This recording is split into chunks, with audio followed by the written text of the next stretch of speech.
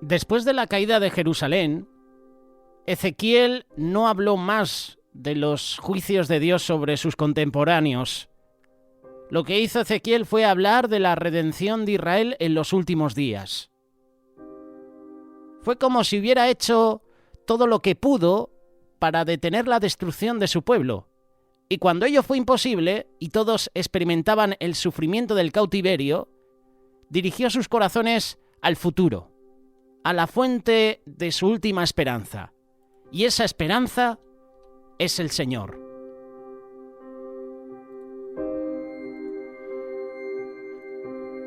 Quiero que me acompañes a leer algunos pasajes del libro de Ezequiel, capítulo 25. Queremos presentarte algunas profecías de la restauración de Israel. Algunas de ellas, las menciona este libro de Ezequiel. Versículo 1, Ezequiel capítulo 25. Vino a mí palabra de Jehová diciendo: Hijo de hombre, pon tu rostro hacia los hijos de Amón y profetiza contra ellos. Y dirás a los hijos de Amón: Oíd palabra de Jehová el Señor. Así dice Jehová el Señor: Por cuanto dijiste, Ea, bien, cuando mi santuario era profanado, y la tierra de Israel era asolada, y llevada en cautiverio la casa de Judá, por tanto, he aquí yo te entrego por heredad a los orientales, y pondrán en ti sus apriscos, y plantarán en ti sus tiendas. Ellos comerán tus sementeras, y beberán tu leche. Y pondrá a Rabab por habitación de camellos, y a los hijos de Amón por majada de ovejas, y sabréis que yo soy Jehová.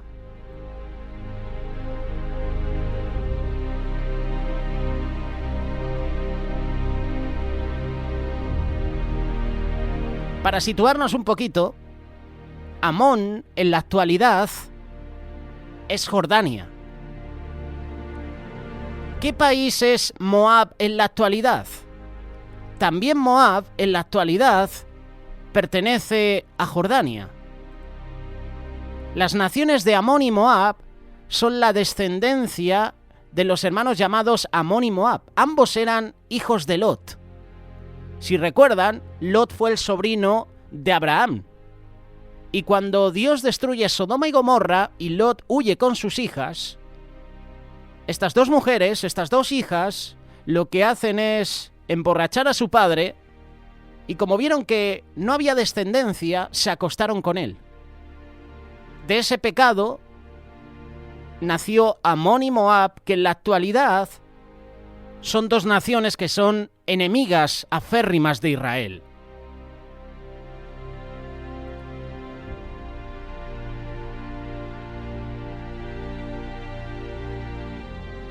Ezequiel profetizó contra naciones extranjeras.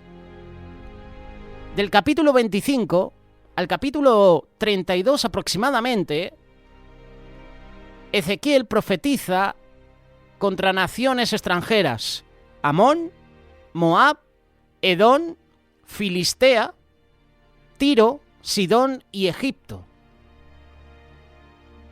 Aunque los profetas dirigieron su atención principalmente a Israel y Judá, todos ellos eran conscientes de que Dios era el Señor de todo el mundo.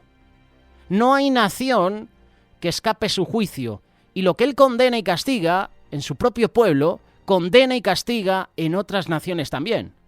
Es decir, que Dios castigará por sus pecados a la nación de Israel. Aunque sea la escogida, pero castigará. Vendrá juicio de Dios sobre ella. Pero también vendrá juicio sobre naciones enemigas, Amón y Moab, Edom, que si tú ahora mismo accedes a internet, ahora mismo, Edom, en la actualidad, está al este de Arabia Saudí. Está en la frontera meridional de Jordania e Israel. Eso sí, se extiende hacia el norte. Podríamos decir que en la actualidad, Edom está en las montañas al este de Arabia Saudí, en la frontera meridional de Jordania e Israel. Edom se trata de una región montañosa y abrupta al suroeste del Mar Muerto. Esto es lo que menciona los mapas históricos ahora mismo en la actualidad sobre Edom. ¿Qué decir de Filistea? Tenemos a los filisteos que tenían su sede en varias ciudades, entre ellas una, la actual Gaza. Tenemos a Tiro y Sidón. ¿Recordáis este pasaje bíblico de Tiro y Sidón? Y qué mencionar de Egipto.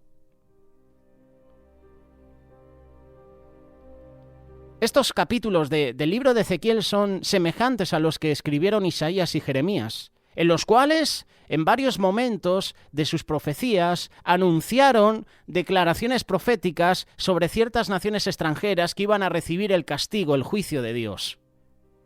Cuando hemos leído el versículo 3, Ezequiel capítulo 25, nos hemos encontrado con una expresión curiosa. Así dice Jehová el Señor, por cuanto dijiste, Ea, bien. ¿Qué es esto de Ea, bien? Buscando en internet, Ea es una interjección. Y leyendo este pasaje, yo entiendo que esta expresión es una burla maliciosa. Por motivo de que los hijos de Amón se regocijaron cuando Judá cayó, fue profanado el templo, el Señor se disgustó y el Señor prometió castigarlos. ¿Cuántas veces nosotros nos hemos reído de algún hermano o alguna hermana o alguna persona que ha tropezado, ha caído, y en vez de levantarle, lo que hemos hecho ha sido dejarle en el suelo tirado, reírnos e incluso llamar a otras personas para que se burlen de él? ¿Cuántas veces nosotros hemos hecho burla? Hemos tenido esa risa maliciosa, nos hemos gozado incluso cuando a un hermano le han ido las cosas mal, cuando a un hermano se le ha sorprendido por algún pecado. Aquí tenemos a una nación que se está riendo de cuando Judá cayó. Se está riendo de cuando el templo del Señor fue profanado. Estamos hablando de la nación de Amón y la hemos ubicado ya en el mapa. Ea bien es una interjección que lo que representa es una alegría maliciosa, es un gozo malvado. Damos un salto y llegamos al versículo 8 de este capítulo 25. Aquí la palabra de Dios nos habla sobre la profecía contra Moab. Así ha dicho Jehová el Señor: por cuanto dijo Moab y Seir, he aquí la casa de Judá es como todas las naciones. Por tanto, he aquí yo abro el lado de Moab desde las ciudades, desde sus ciudades que están en su confín, las tierras deseables de Ben-Yesimot, Baal-Meón y Kiriataim, a los hijos del oriente contra los hijos de Amón, y las entregaré por heredad, para que no haya más memoria de los hijos de Amón entre las naciones. También en Moab haré juicios, y sabrán que yo soy Jehová. Hemos mencionado el nombre Seir. Seir es el nombre original de una cadena montañosa que se extiende a lo largo del lado oriental del valle de Arabá, desde el Mar Muerto hasta el Golfo de Acaba. Esta zona era el lugar donde vivían los edomitas, descendientes de Esaú. En la Biblia, Seir llegó a ser sinónimo de Edom. Y te invito a que compares lo que dice la profecía a Edom con respecto a esta, Ezequiel capítulo 25, versículo del 8 al 11. Compárala con el libro de Isaías, capítulo 16, versículo del 1 en adelante. Pues ese capítulo de Isaías habla sobre la roca Sela, que se entiende como el monte Seir. Y se encuentra en Jeremías, capítulo 49, versículo 7 en adelante. Vamos a buscar el monte Seir en la actualidad. A ver a qué ciudad, a qué nación, mejor dicho, a qué país corresponde. Seir es el nombre original de una cadena montañosa que se extiende a lo largo del lado oriental del valle de Araba, como hemos leído. Esta zona era el lugar donde vivían los edomitas, descendientes de Esaú. En la actualidad, ¿dónde podemos ubicar geográficamente a Seir? En el tiempo de Abraham, los horeos habitaban en Seir, y más tarde Esaú, nieto de Abraham, habitó en Seir, mientras que su hermano gemelo Jacob lo hizo en Padán Aram. ¿Recuerdas cuando leímos este pasaje? Génesis capítulo 32, verso 3. Esaú no fue definitivamente a Seir, hasta algún tiempo después. Eso fue cuando Jacob regresó a Canaán. Los edomitas, descendientes de Esaú, despojaron a los horeos y en la tierra obtuvo el nombre de Edom.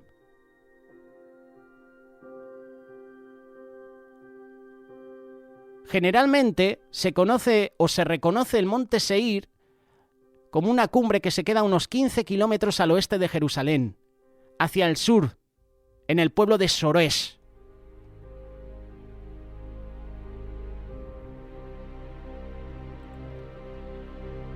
Habrá profecía contra Seir. La palabra de Dios en este libro de Ezequiel menciona también a otras naciones que para muchos son desconocidas. Por ejemplo, si lees el versículo 16, Ezequiel capítulo 25, habla de los cereteos. Por tanto, así ha dicho Jehová: he aquí yo extiendo mi mano contra los filisteos. Recordad que los filisteos hoy en día están ubicados en Gaza. Recordamos también que David luchó contra un filisteo, Goliat, y a Goliat se le reconoce como el gigante o Goliat de Gat, que era otro pueblo filisteo. ¿Quiénes eran estos cereteos? El vocablo cereteo se traduciría como cretenses.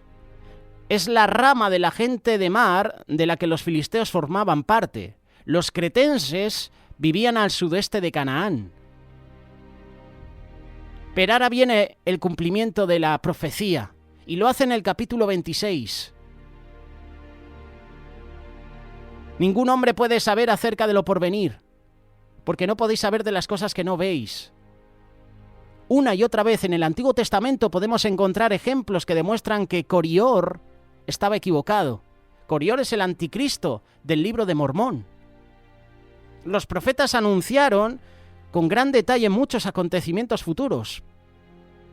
Profecías de Ezequiel a Tiro es una de las más reconocidas. Tiro estaba situada sobre la costa de Palestina, más o menos a mitad de camino entre el Monte Carmelo e Israel. Ahora mismo en la actualidad, Beirut, Líbano. Ezequiel predijo que Nabucodonosor sitiaría a Tiro. Ezequiel capítulo 26, versículo 7.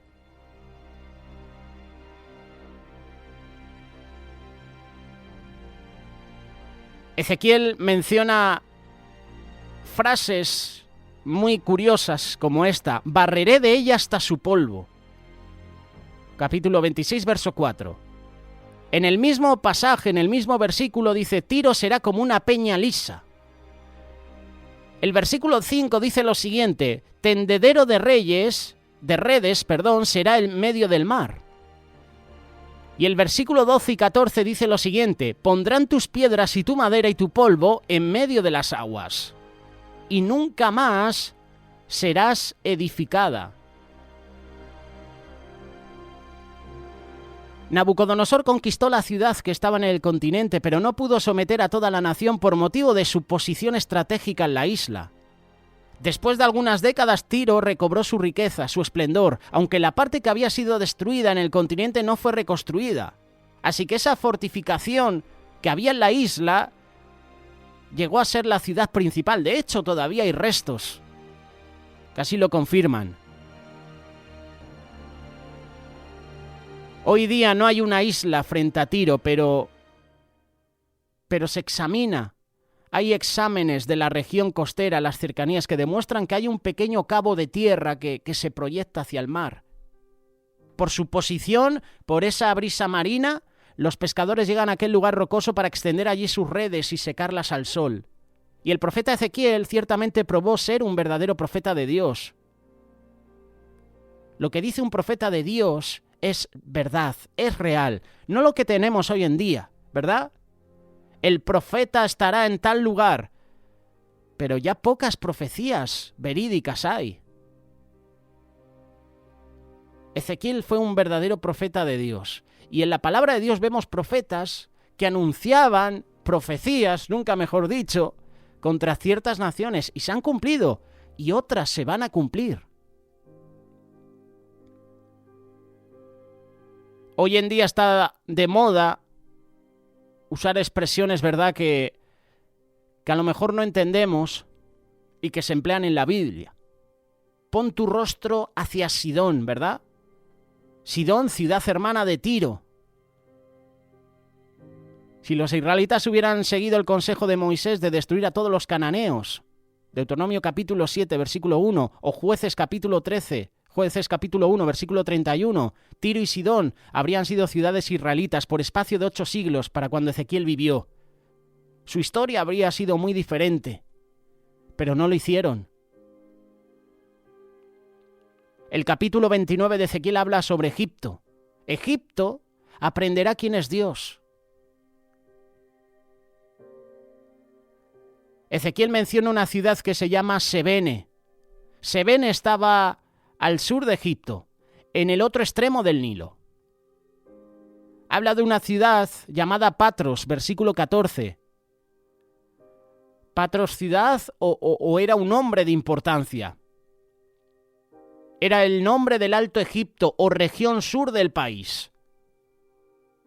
En una ocasión, el trono de Egipto fue llevado a Patros. Nabucodonosor perdió la ciudad de Tiro. En la palabra de Dios hay lugares donde se llevarán a cabo los juicios del Señor sobre Egipto. Memphis, que es en el Bajo Egipto, Zoán, que es la famosa ciudad de Ramsés, en el Bajo Egipto, en el delta del Nilo, Tebas, que está ubicada también en el Alto de Egipto, Aben, que es la ciudad sagrada de Heliópolis, también llamada On, en el Bajo Egipto, y Pibiset, que era el pueblo de Bajo Egipto, llamado también Bubastis. La ciudad estaba a 65 kilómetros de Memphis. Ezequiel capítulo 32 habla de la terrible caída de Egipto. Egipto criticado en los últimos días por ese corredor humanitario que quieren hacer desde Gaza hacia Egipto. Criticado porque en momentos de este conflicto Israel Hamás, vamos a decirlo así, no Israel-Palestina o Israel-Gaza, Israel-Hamás, porque el conflicto de Israel es contra terroristas, no contra civiles. Pues en un momento los terroristas se han opuesto a que ese corredor humanitario se lleve a cabo, porque no les interesa perder civiles. Pues Ezequiel capítulo 32 habla de la caída de Egipto. En el versículo 22 el Señor dice que Asiria ya está en el infierno, que era el lugar hacia donde se dirigía Egipto. Habla de lo profundo de la tierra. Dice la palabra que Faraón se juntaría en el infierno con sus ejércitos y con los reyes de Tiro, Sidón, Damasco, Asiria, Persia, Idumea y otros. Dice que tendrían el consuelo de saber que compartirían un destino común. Damasco es la segunda ciudad más importante de Siria. La primera es Alepo. Damasco es la capital, pero Alepo, la ciudad más importante de Siria, es la ciudad más poblada. Aquí está hablando de Damasco. Damasco será destruida, será un montón de ruinas. Asiria, Persia. Persia en la actualidad, para la audiencia que no lo sepa, cuando tú lees una nación en la palabra de Dios, yo siempre te invito a que en un mapa puedas ubicar ya dónde está esa nación, esa ciudad o ese país. Persia es lo que es hoy Irán.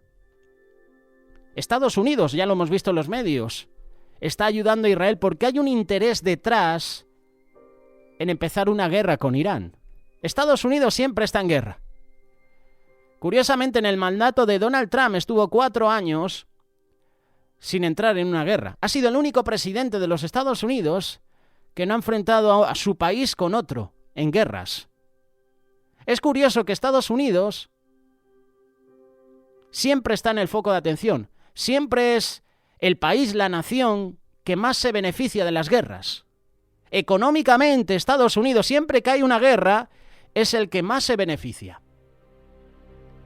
Curiosamente, llega un presidente que no meta a su país en una guerra y no le dan el Nobel de la Paz. Esto siempre me ha llamado la atención. Se da un Nobel de la Paz a un hombre que ha metido a su país en guerras. Pasó con Barack Obama. Metió a su país en varias guerras y se llevó el premio Nobel de la Paz. Donald Trump, que no ha metido a Estados Unidos en guerras, no se ha llevado ese Nobel de la Paz. Uno se da cuenta que estos lobbies, estos premios, al final, son subvencionados por los mismos de siempre. Y con esto no te digo que esté a favor de Donald Trump, pero si me dieras a elegir lo que hay ahora y lo que hemos visto anteriormente, me quedo con lo anterior. Si me das a elegir a un presidente que está a favor de la familia, por supuesto, como persona libre que tengo que votar, voy a votar a un partido, a alguien que va conforme a mis principios.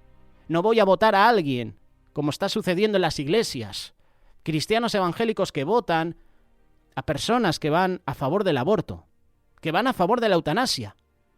Esta es una realidad. Y luego nos lamentamos de por qué Dios no bendice nuestra nación, cuando lo que estamos haciendo es votar a gente que va en contra de los principios que Dios ha establecido. Vemos iglesias que se están amoldando a lo que hace la sociedad. Iglesias que ya no salen a las calles a evangelizar. ¡Qué triste! ¡Qué triste es que suceda esto!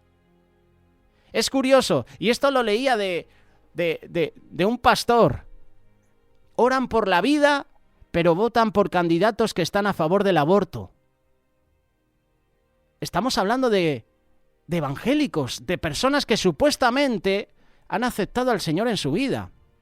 Oran para que Dios libre a la Iglesia de la persecución en países comunistas, pero votan por candidatos comunistas o que apoyan el comunismo. Oran pidiendo a Dios por la expansión del Evangelio, pero votan por candidatos que quieren cerrar iglesias. Esto está sucediendo aquí en España y esto está sucediendo en América Latina y en todo el mundo. Oran por la familia, pero votan por candidatos que defienden ideologías destructoras de la familia. Oran por los hijos, pero las elecciones pedófilos... Mira esto, mira lo que dijo este pastor. Pero en las elecciones votan por candidatos que defienden a los pedófilos y la ideología de género. Oran para que Dios libre a los jóvenes de las drogas, pero votan por candidatos que están a favor de legalizarlas. Esto es una realidad. De nada sirve orar como cristianos para votar como ateos. Persia, hoy en la actualidad es Irán, y Estados Unidos está en conflicto con Irán. Israel está en conflicto con un montón de países que quieren destruirla. Irán es una de ellas. Siria es otra. Tenemos por otra parte a los terroristas de Hamás. Tenemos por otra parte aquí en España políticos que han dado su apoyo y que están haciendo manifestaciones a favor de Palestina, blanqueando el terrorismo de Hamás. Yo no he visto ningún político aquí en España de izquierda, por ejemplo, por ponerte un ejemplo, condenar lo que ha hecho Hamás.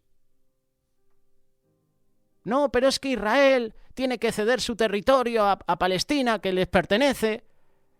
Pero, ¿has condenado lo que ha hecho Hamás de asesinar a civiles? ¿No? Cisjordania, Jordania, Libia, Siria, Irán, Egipto, Líbano. Todas estas naciones, según la palabra de Dios, son enemigas de Israel. Y hemos leído que caerá Egipto.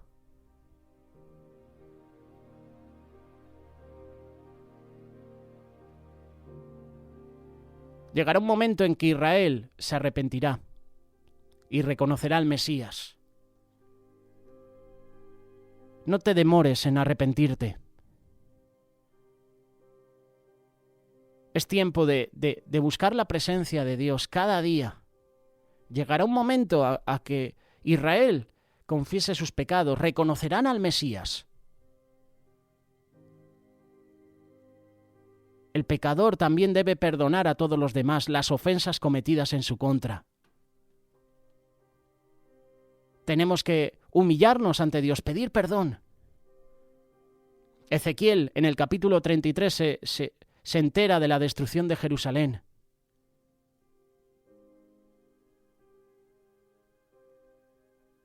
Llegará juicio de Dios a Israel.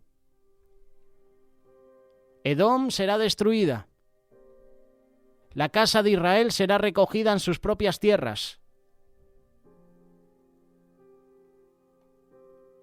Llegará un momento en que tú y yo veamos todo lo que está sucediendo en Israel y empecemos a temblar y empecemos a decir, llegan los tiempos finales. Ezequiel ya estaba preparado. Ezequiel ya estaba viendo lo que iba a pasar. Naciones que iban a rodear, intentarían sitiar a Israel, la intentarían destruir.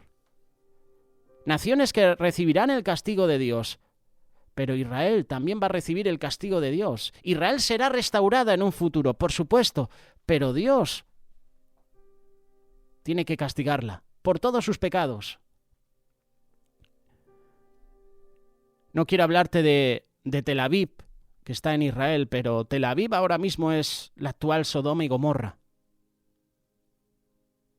El pasado 7 de octubre vimos cómo los terroristas de Hamás aprovecharon la bajada de guardia de los soldados israelíes, aprovecharon el final de la fiesta de Sukkot, aprovecharon el Shabbat para atacar. ¿Y dónde lo hicieron? ¿Por dónde empezaron? Por Tel Aviv, por un lugar que ahora mismo está lleno de ídolos, por un lugar que ahora mismo está liderado por la idolatría. Terrorífico lo que hizo los terroristas de Hamás. Aprovecharon una fiesta por la paz, en un lugar donde había un Buda, había un ídolo gigante. No puede convivir las cosas de Dios con las cosas del diablo. La luz y las tinieblas son incompatibles. Tú y yo no podemos estar apegados, aferrados al mundo. Tú y yo no podemos celebrar las festividades que ofrece el mundo. Hoy en día estamos viendo como muchas iglesias y como muchos pastores o autoridades, salmistas incluso, están promoviendo la fiesta de Halloween. Celebra Halloween, disfrázate. Celebra esta fiesta en tu iglesia. Hemos visto iglesias como celebraban esta festividad disfrazados. Muchos jóvenes imitando al mundo. Nos estamos amoldando a lo que hace el mundo. Y cuando te amoldas, cuando te quieres parecer al mundo, bajas la guardia y el enemigo aprovecha y ataca. Eso es lo que hizo Hamás. Atacó porque Israel confió en su intelecto, en su conocimiento, bajó la guardia y atacaron. Y atacaron en un lugar que tenía que ser un lugar de adoración, tenía que ser un lugar donde las personas descansaran, buscaran abrazar la palabra de Dios, Simchat Torah, y lo que hicieron fue abrazar los ídolos. No es casualidad. Es triste lo que ha sucedido. Terrorífico. Y encima que se blanqueen a terroristas. Aquí en España conocemos de ello con el tema de ETA. Pero también es triste que nosotros como cristianos, como seguidores de Cristo, nos abracemos a lo que ofrece el mundo. Te hemos compartido sobre Demas, ¿verdad? Colaborador de Pablo. Pablo le escribió a Timoteo, ven a verme pronto porque Demas me ha desamparado. Ven porque Demas ha amado más las cosas del mundo que las cosas de Dios. Tel Aviv ahora mismo es Sodoma y Gomorra. No permiten que cristianos vayan a esa ciudad. Predicas de Cristo y lo que hacen es echarte de ese lugar. Este no es un lugar para hablar de Cristo. Estamos quitando a Dios de nuestras vidas. Estamos quitando a Dios de nuestra sociedad. La ideología satánica, el comunismo, está quitando a Dios de las iglesias, de las escuelas, de las familias. Y tú y yo no podemos vivir sin Dios. Si tú y yo vivimos separados de Dios, perdemos nuestra fortaleza. Perdemos a nuestro defensor, el que pelea por nosotros. Y entonces el enemigo aprovecha y ataca, como ha sucedido en Israel. Y ahora llegan las consecuencias de ese ataque. Israel toma una decisión, ataca. Y por supuesto, hay civiles, daños colaterales. Lo que está sucediendo en Israel nos tiene que poner en alerta a nosotros, porque vienen tiempos peligrosos, tiempos donde lo que suceda en Israel a ti y a mí nos va a meter de lleno también en el saco, porque tú y yo somos defensores de la paz en Jerusalén. Orar, por supuesto, por la paz en otras naciones, orar por naciones enemigas de Israel, pero nos van a meter a todos en el mismo saco. Van a perseguir a los cristianos, nos perseguirán a ti y a mí, perseguirán a los judíos, ya lo hicieron hace años atrás. Y esto va a crecer más y más y más. Lo que suceda en Israel, a ti y a mí nos importa. Oremos por la paz en Jerusalén, oremos por las naciones enemigas de Israel, oremos por lo que está sucediendo en esa franja de Gaza. Oremos pidiendo a Dios justicia. Y el Señor hará justicia en su tiempo, no en nuestros tiempos. Nuestra justicia seguramente sería ahora mismo atacar, ¿verdad? Matar, da igual a quien sea. Dios hará justicia. Israel es el reloj profético de Dios. ¿Y nosotros estamos preparados para estos tiempos proféticos, estos tiempos que estamos viviendo? Si no estás preparado, ¿a qué esperas?